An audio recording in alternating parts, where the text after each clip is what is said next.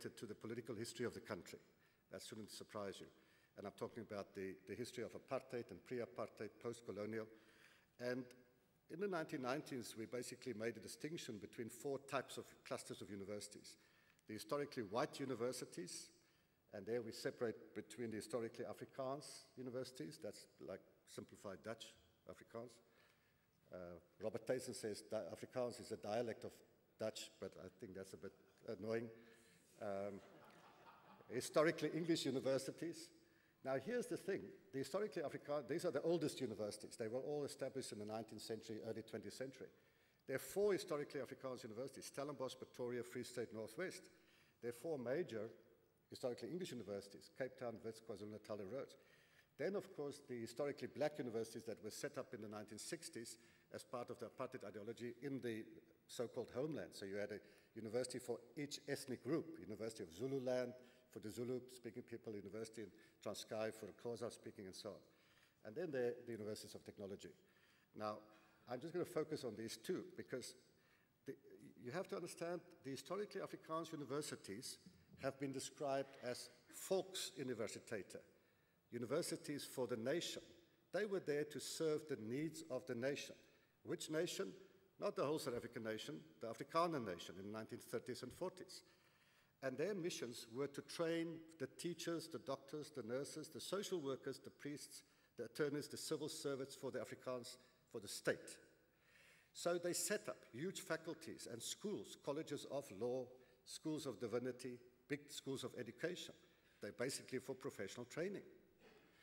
Then the historically English universities, very different. They were never seen as serving specific professions. They were liberal arts universities in the Cambridge-Oxford model, and so they had to have a comprehensive disciplinary mix. All but one of them have medical schools, big natural science, life sciences, biological science. None of them have a theology school. None of them have a big school of education. They don't have big colleges of law. So the professional side is very absent. So now compare this. UNISA sits very close to the historically Afrikaans. If you look at this, the breakdown by main field for UCT, which is the top university in terms of the rankings, the legend HS is health sciences.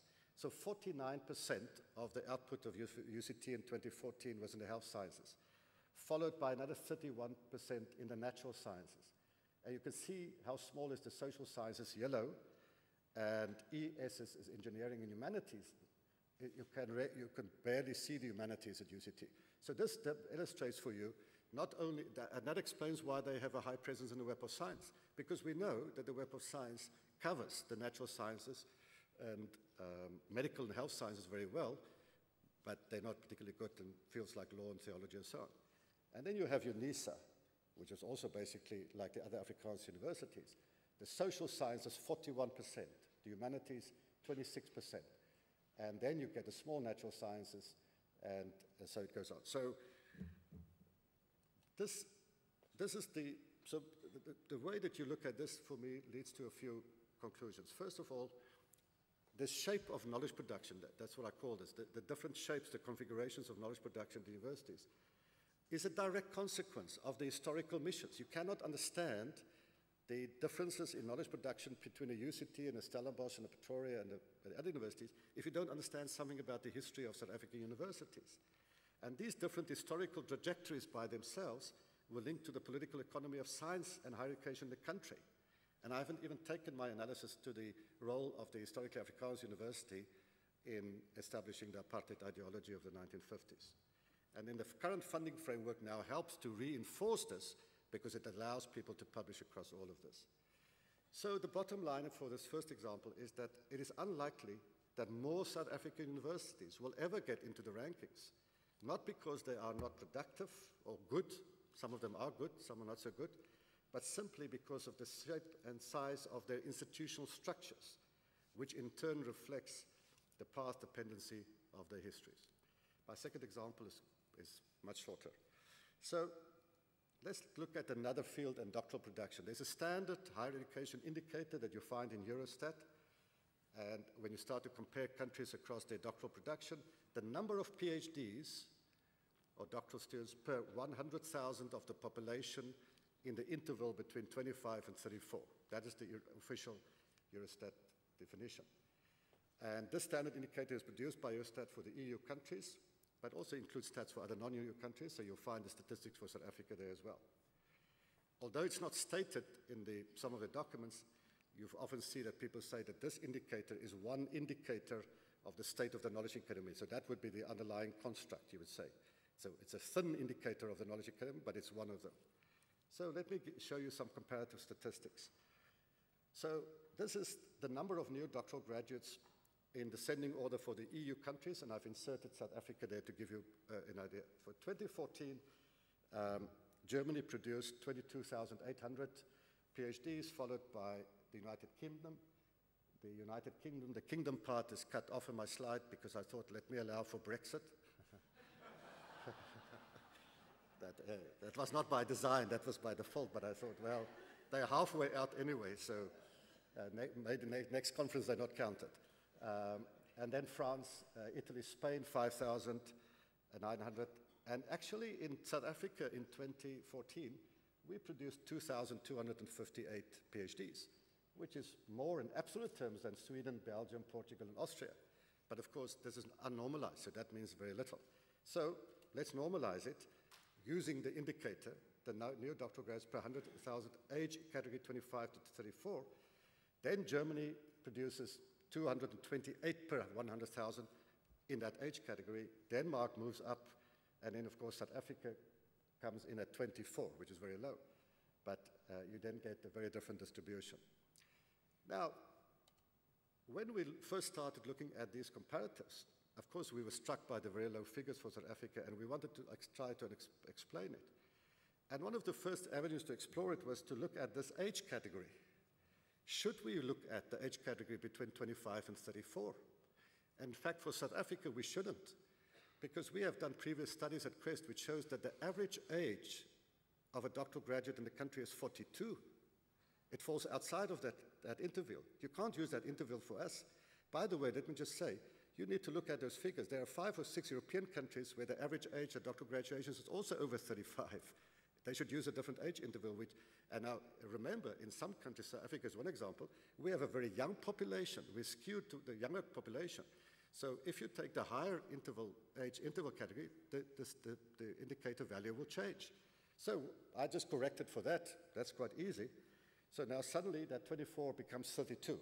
Okay, so that's a slightly better. I didn't correct it for the other countries. That's something that you can do. But so basically, if now it looks a little bit better for our Department of Science and Technology. However, you can never look at higher education in South Africa and not include the politics of race. And we have transformed our doctoral production hugely in the last 20 years, but you have to look at the contribution of black PhD students versus white PhD students, because traditionally it has been dominated by white students who were privileged to study. So what I did then simply is to calculate 2 new indicators, one for, again now using the new age interval, and this is what you get. So this is a very interesting graph, because suddenly the white South African PhD students, if you look at the number of whites, which is about 40% of that 2,200, their ratio of 100,000 in their area is 156, which would put them between Sweden and Austria. So this indicator now starts to look much more interesting for us, at least, because it reflects reality. And then that 32 goes down to 24 for black African PhD students.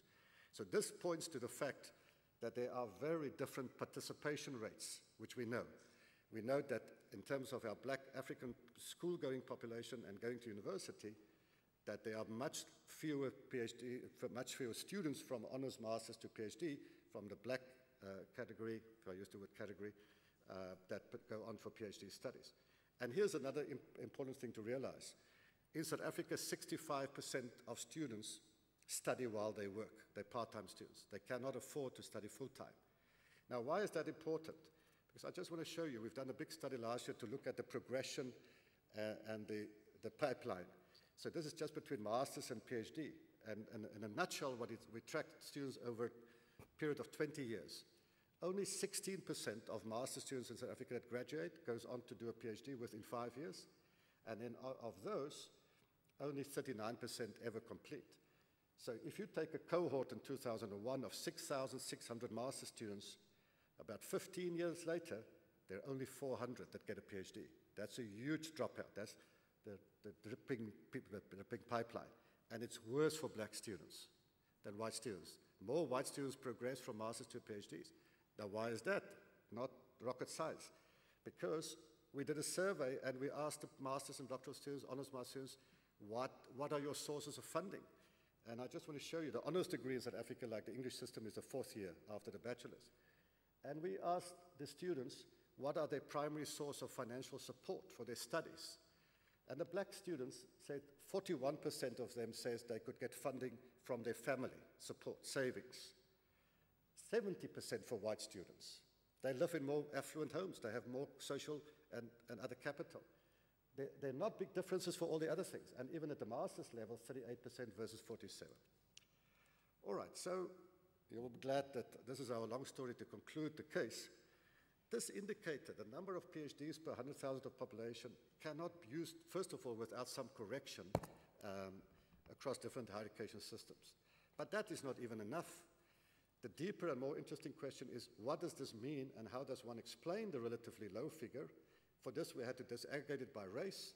We had to get additional data, mostly qualitative, about different participation rates and reasons for dropout. And again, as in our previous example, we had to make explicit the link between this indicator and what Rigas yesterday refers to, the underlying inequalities in the system that the indicator won't pick up if you don't dig deeper into the system. So, ladies and gentlemen, 3 slides to conclude. For me, the value of deep structural explanations is that they force us to look beyond the surface level relationships between certain factors or variables. They force us, this plea, to ask questions about underlying structures. Sorry. They force us to ask questions about historical, social, and political issues.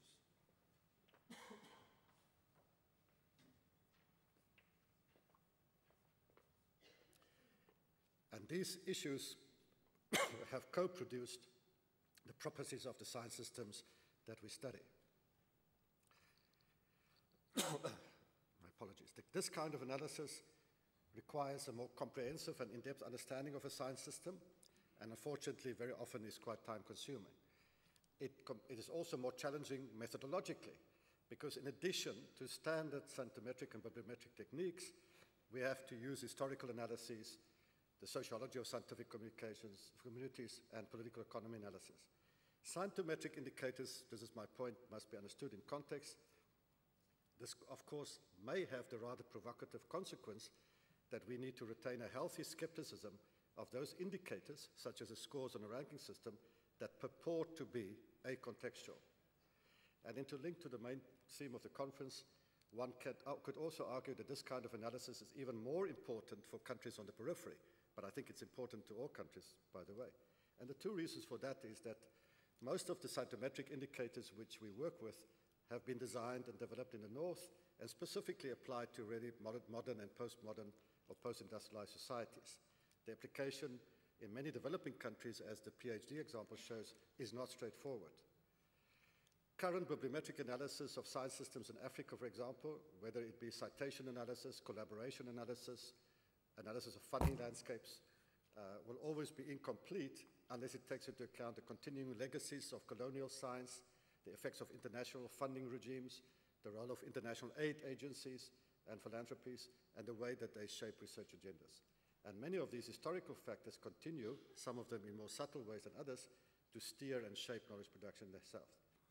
So this is also a call for scientometricians not to forget the value of sociology of science and the need to do historical and context-specific analyses of science systems. Thank you very much.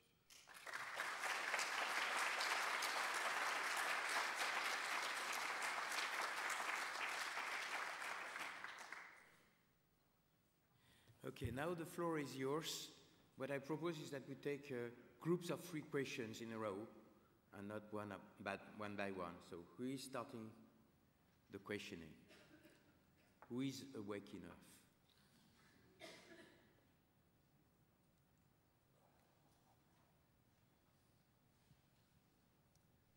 Jack Spaten.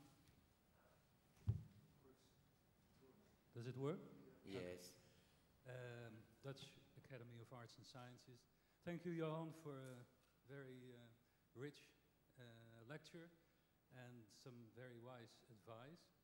My question is, do you have any advice for policymakers? Because indicators always, I mean, it's nice to tell us what we as a community have to do, but indicators always are used in a policy context. And what can we do to convince policymakers to take your advice at heart and use them in a more sophisticated way?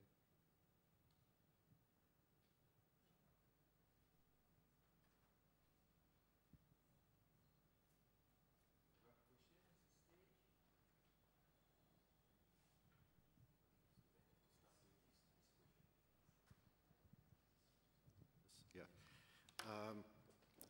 Well, Jack, this is a kind of question that I'm not even sure what, because there are possible answers, and I'm pretty sure that the science policy makers in South Africa are very much like their counterparts in Europe and the rest of the world. They're all seduced by numbers.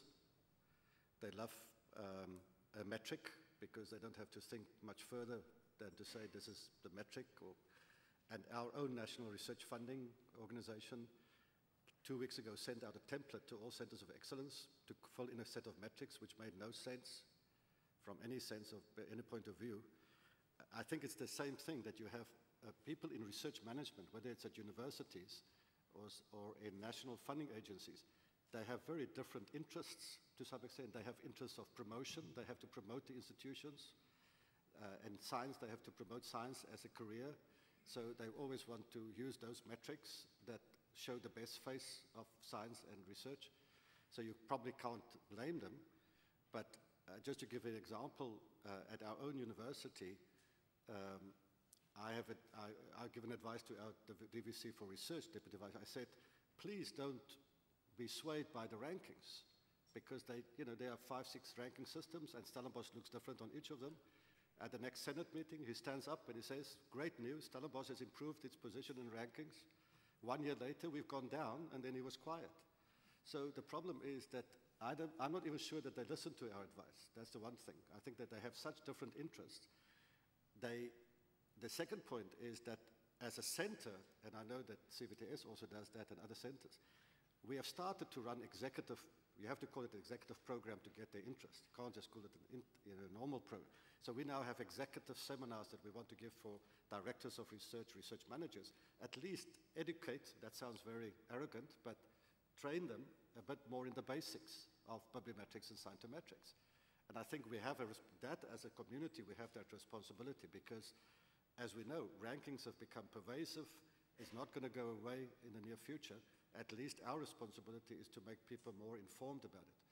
But I must tell you that, just as a last point, I do sense amongst the scientific community in South Africa, there are many blogs of them, there's a growing resistance to some of these metrics. You see more and more people on blogs saying that, why are we chasing these numbers? Why are we playing this game? Because everyone knows it's a game that you can manipulate your edge index, you can manipulate the journal impact factor. Why are we playing the game? So I was at a conference of journal editors 2 weeks ago, 150 editors, where there's a huge skepticism now, a kind of resistance growing to this. And it's not because the metrics themselves are necessarily bad, but their application and use is so variable. So yeah, I think the responsible answer is that we have to keep on alerting people to this, publishing about this, educating, training people, because I think it's not going to go away in the near future, unfortunately or fortunately. It also keeps us in the business somehow. Okay. Yeah. Yes, it's coming to you. Yeah. Thank you.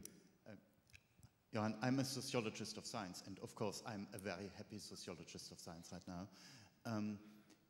I wonder how your argument would apply to the development of indicators. I mean, here is a room full of people who are engaged in the process of developing indicators. and your critique was absolutely convincing. But how should the process of developing indicators change following from your argument?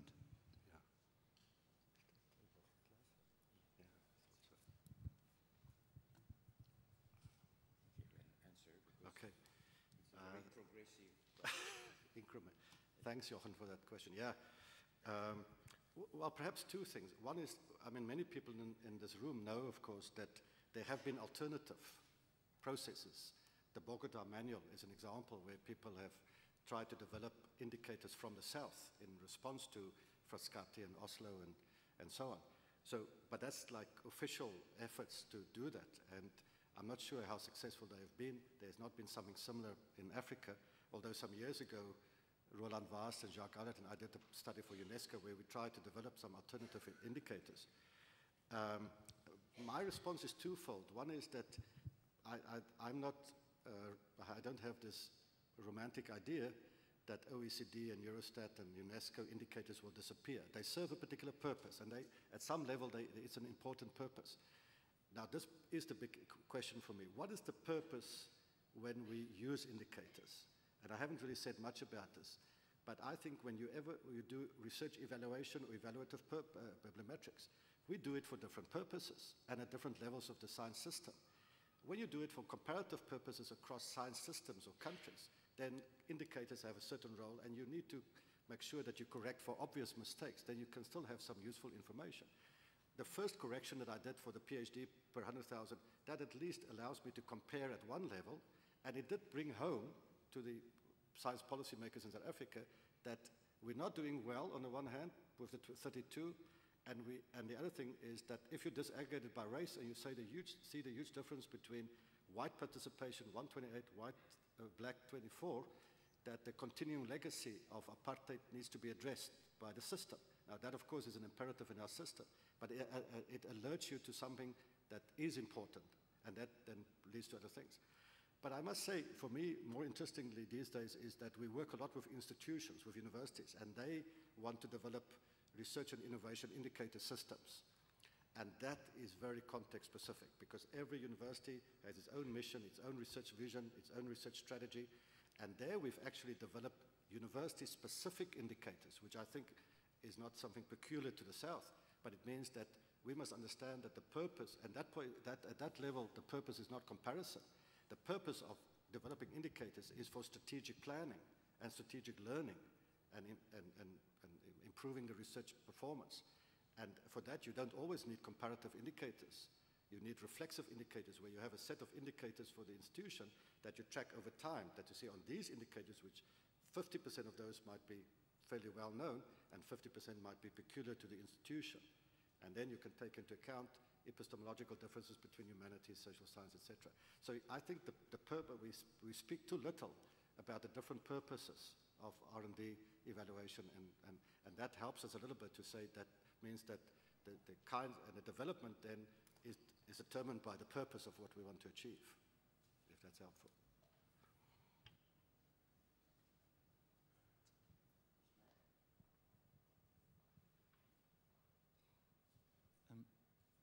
You mentioned that one of the problems is that indicators are produced somewhere else. It's in the global north, but seen from Valencia, it's often the northwest of Europe, Brussels. And then when these indicators are played in the terrain here, they often they do not fit with context.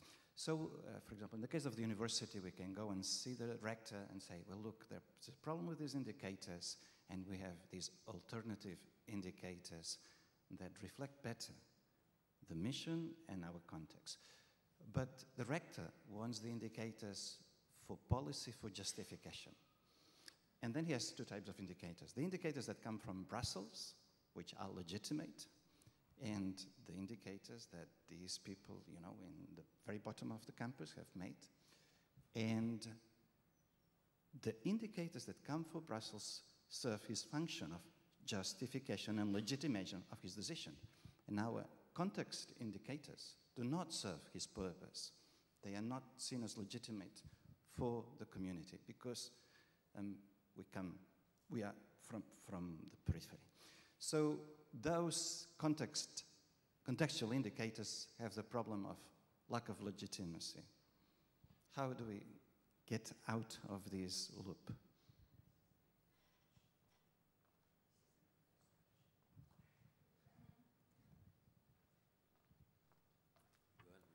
Yes.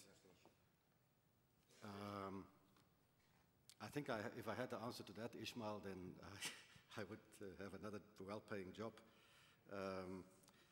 But you see, in a certain sense, well, that's mostly, as Russell called, this is probably the wicked problem. This is not an easy problem to solve because, again, if I take an example, there's so many rectors at our universities.